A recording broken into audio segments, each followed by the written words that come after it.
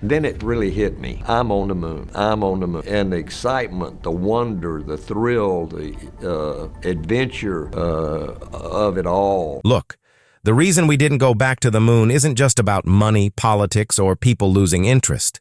The story goes much deeper than that. Like there's some kind of truth that's been kept buried for years. And this isn't just something said out of thin air. This is what Charles Duke says, the same man who actually walked on the moon. He's not someone who just throws around theories. He's someone who lived that mission.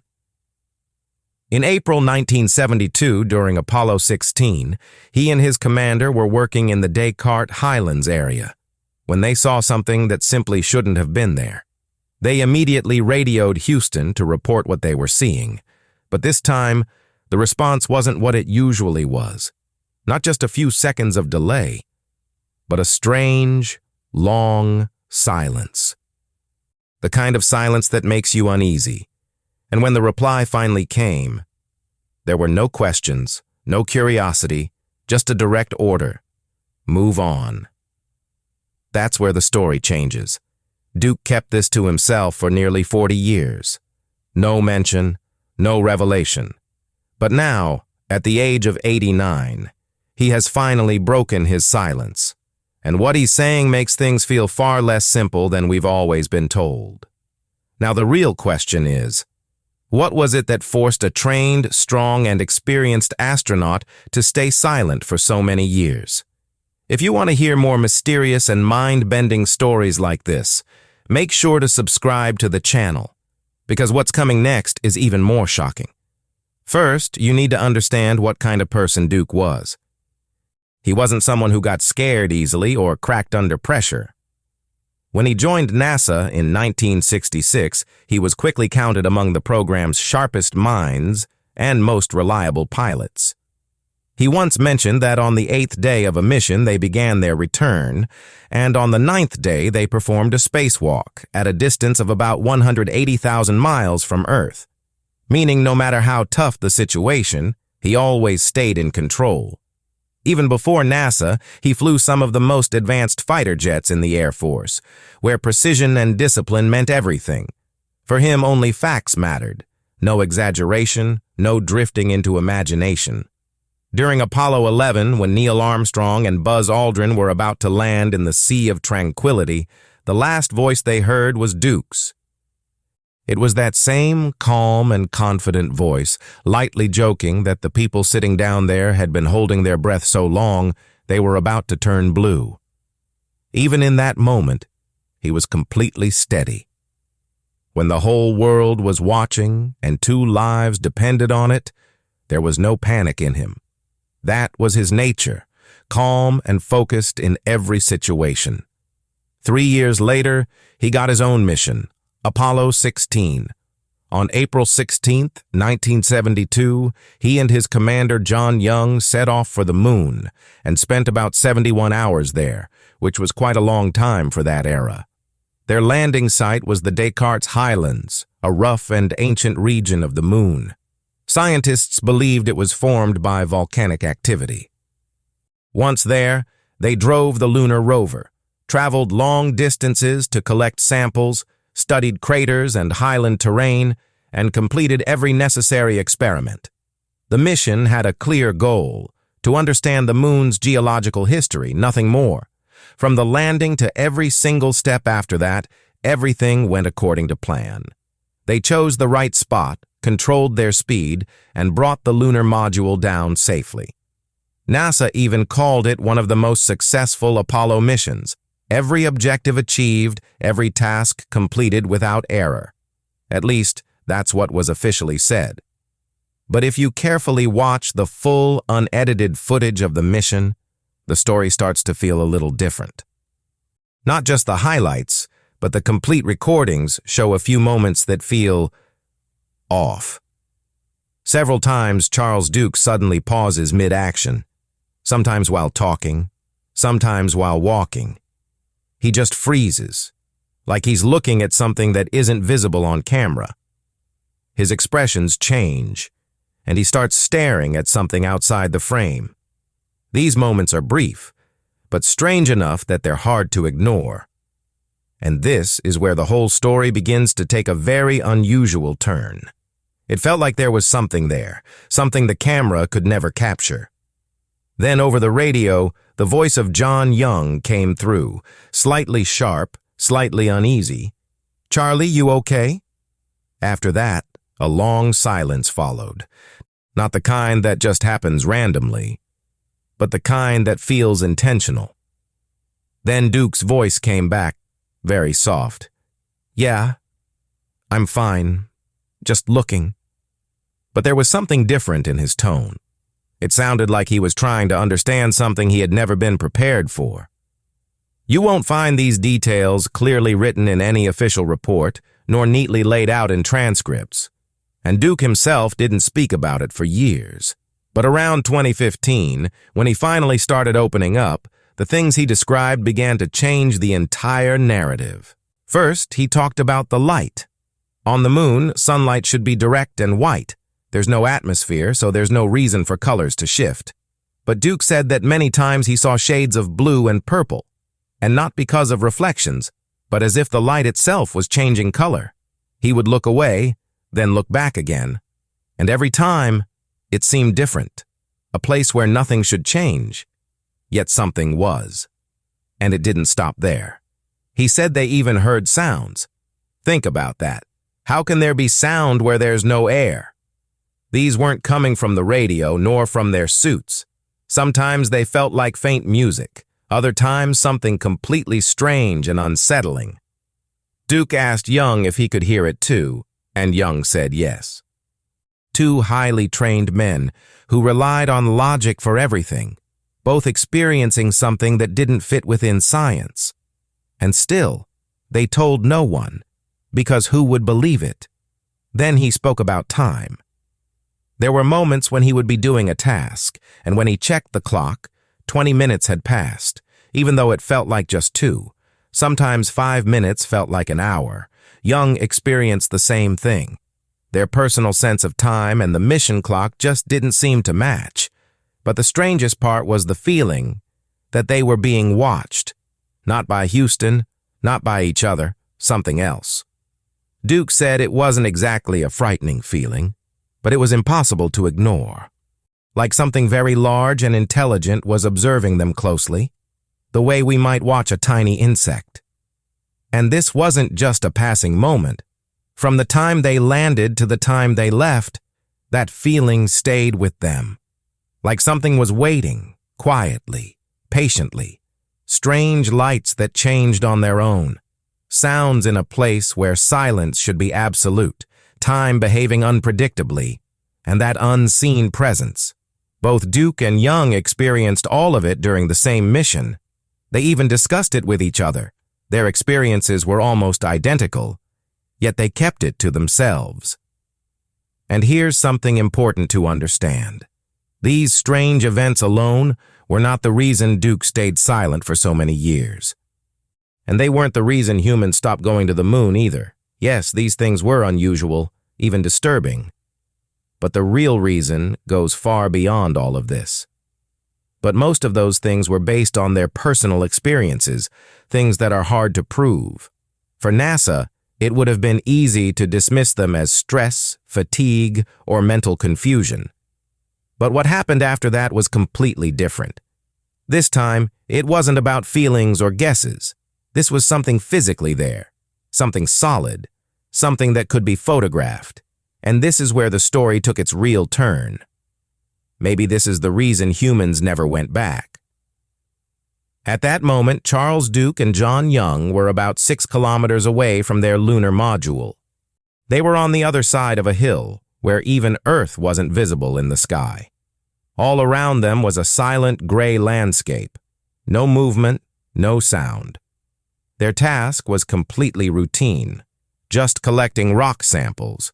The kind of work that becomes so normal, you keep doing it while your mind drifts elsewhere. That's when Duke looked toward the distant horizon and noticed something strange. On the moon, everything is usually scattered and irregular, craters, rocks, debris, all formed by impacts with no real pattern. But what he saw was different. There were shapes with straight lines, clean edges, and a structure so organized that it didn't look natural at all. He immediately told Young. Without wasting a second, Young stopped the rover, because he had seen it too. Slowly, they started moving toward it. The dust kicked up by the rover's wheels floated briefly in the air, then settled down gently in the absence of atmosphere. Neither of them spoke. The radio was on, but silent. Only the sound of their breathing could be heard. As they got closer, the shapes became clearer, and what they saw shook them deeply. It looked like some kind of wall or foundation. Straight edges, stone-like sections connected together, covered with a thick layer of lunar dust. But the strangest part was that it looked constructed, not something formed by a meteor impact, not something created by natural processes. It felt like it had been deliberately built. According to Duke, it was about 100 meters long. Both ends disappeared into the ground, as if over time the moon had buried it within itself. It felt like they were only seeing a small part of something much larger, something that extended far beneath the surface. And then another strange detail became clearer. The same colored lights Duke had noticed before were now stronger and deeper. Blue and purple hues were faintly shifting across the surface of the structure, almost as if it was influencing the light around it. At the same time, the strange sounds they had heard earlier became clearer and closer, as if their source was no longer far away, but somewhere nearby, or maybe even coming from within that very structure. The environment was completely silent, yet something was still happening within that silence. Something difficult to understand. Duke slowly turned on his radio, and what happened after that changed the mission forever. Without hesitation, he clearly reported to Houston what they were seeing. This looks like a geometric structure, not natural. It seems like something made about 100 meters long. Advise what to do next. After saying that, he waited for a response. But this time, what happened was far from normal. Usually, there's a delay of about 1 to 2 seconds in communication, a familiar rhythm like counting 1 Mississippi, and then the reply comes. But this time, the silence stretched on. 2 seconds, 5 seconds, 10 seconds, and even longer. Duke and Young looked at each other. They both knew something was wrong. Duke called again, "Houston, do you copy?" But still, no response. 20 seconds, maybe 30 seconds. Those moments felt like time itself had stopped. Duke later said that in that silence, all he could hear was his own breathing inside the helmet and the faint hum of the suit's oxygen system.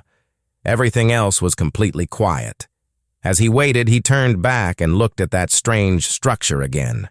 It was still there, just as clear, just as real, and just as impossible to believe.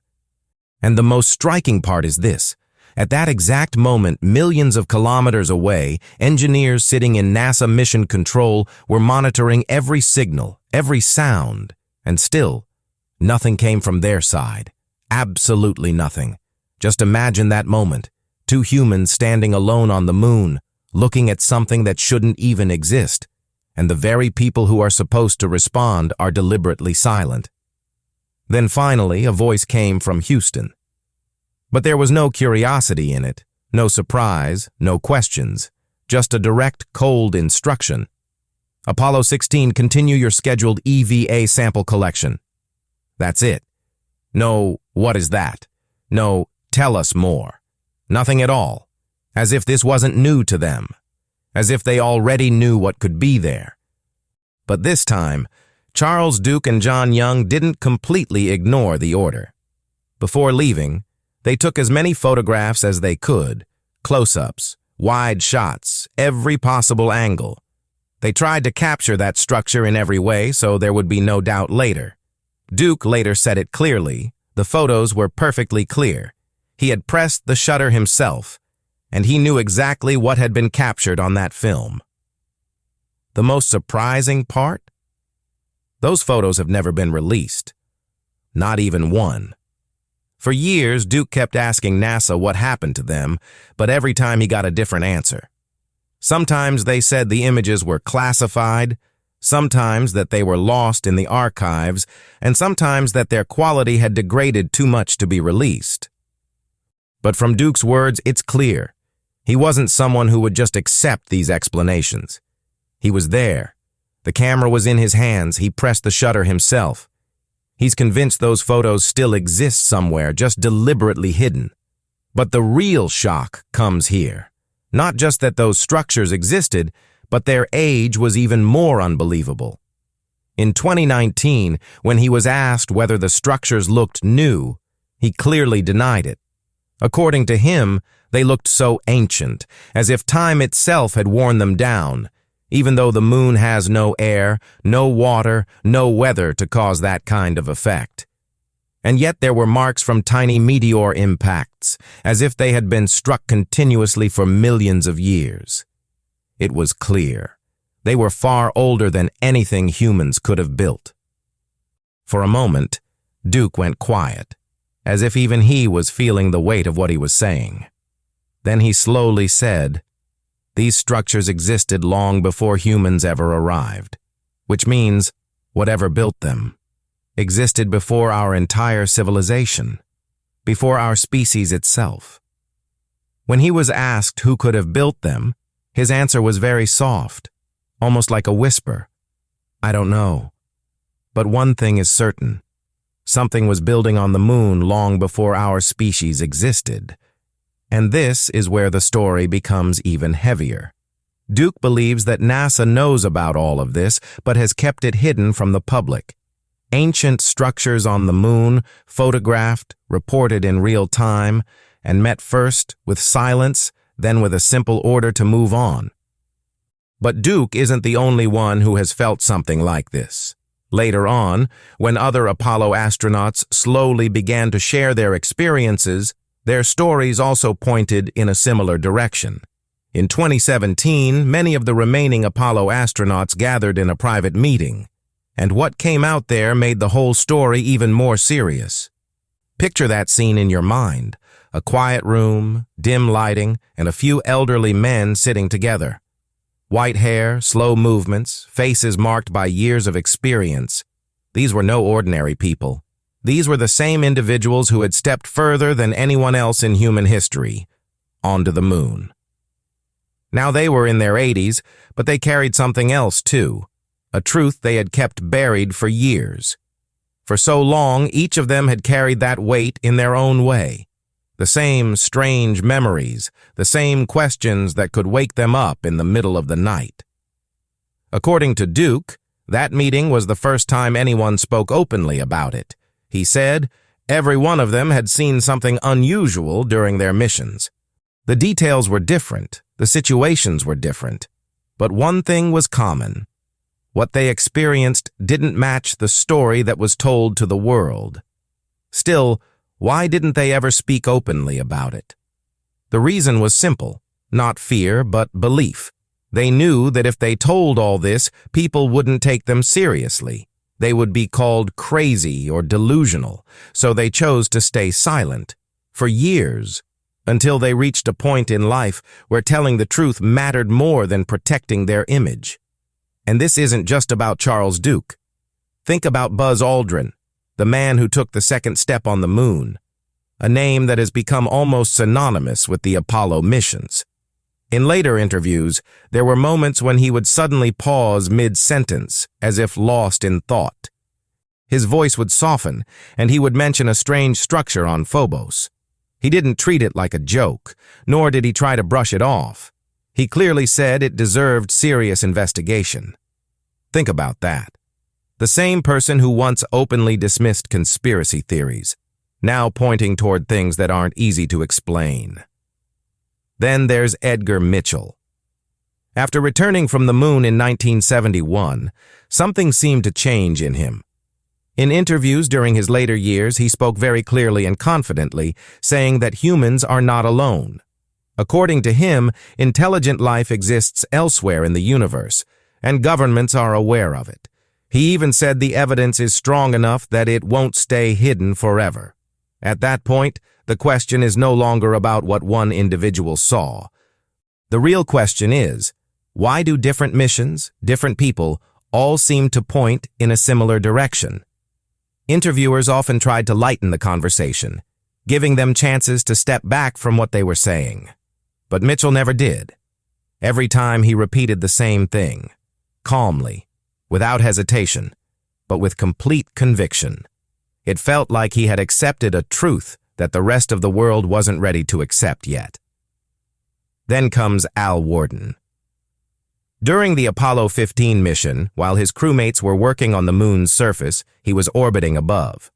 In one interview, sitting calmly with his arms folded, he said very directly that, in his view, humans might actually be descendants of beings that were not from Earth. The interviewer laughed, but Worden's expression didn't change at all. He was completely serious. Now think about this. These weren't people sitting on the internet making theories. These were individuals chosen from thousands, trusted with the most difficult and dangerous missions. Military officers, highly trained professionals, many of them scientists. People for whom making false claims or speaking without evidence could destroy their entire career and reputation. And yet, in the later stages of their lives, when there was no institutional pressure on them, different individuals began saying almost the same thing. That the official story we've been told is not complete. If it had been just one person, it would have been easy to ignore. But when multiple astronauts from different missions at different times mention similar strange experiences, it's not something you can just dismiss. It starts to look like a pattern, and every pattern has a reason behind it. And then comes the big question that all of this points toward. In 2023, when Duke was directly asked whether something was really being hidden, he answered very carefully. He said, "This isn't like a movie-style conspiracy, and it's not that a few people are sitting in a dark room controlling everything. The real thing is the way the system works." According to him, NASA has years' worth of data, images, and observations collected from missions, things that suggest the moon isn't as simple as we've been told. But if all of that suddenly came out, it could shake the way people think, especially the question of whether we are alone in the universe. He paused for a moment, then said, "That's why this kind of information gets quietly held back over time, sometimes for years, not out of bad intention, just because that's how the system works. Some people might call it cowardice, but the truth goes deeper than that." Because what Charles Duke said next, that was the moment where the real meaning of 50 years of silence starts to come into focus. He clearly said, "We could have continued these missions." His voice sounded different then, slower, heavier, like something very old was finally coming out. "We could have built a base on the moon, sent more missions, and truly understood what's there. We had the technology, we had the capability, and most importantly, we had the drive." Then he paused, looked down at his hands, and said, "But we stopped ourselves." After Apollo 17 in December 1972, it was as if humans suddenly stepped away from the moon. Even though it was one of the greatest achievements in human history, it was left unfinished. So the question is, why? The official answers are well known. Lack of funding, politics, situations at the time like the Vietnam War or Watergate. On the surface, those reasons seem valid. But according to Duke, the real reason was something else. He said that the people making decisions slowly began to realize that the moon wasn't just a lifeless rock. It was raising questions they didn't have answers for. Questions like, who was there before us? What were those strange structures? Are we truly alone in this universe, or were we never alone at all? He leaned forward and said, "What we were finding there. It was easier to stop going than to face it. If you take that seriously, the meaning of the whole story changes. According to Duke, we didn't stop because we ran out of money or because people lost interest. We stopped because we found something we weren't prepared for. Something that challenged everything. Who we are, where we came from, and our place in the universe. And maybe, even after 50 years, we're still not ready to face those questions. Now think about this. The person saying all this isn't just anyone.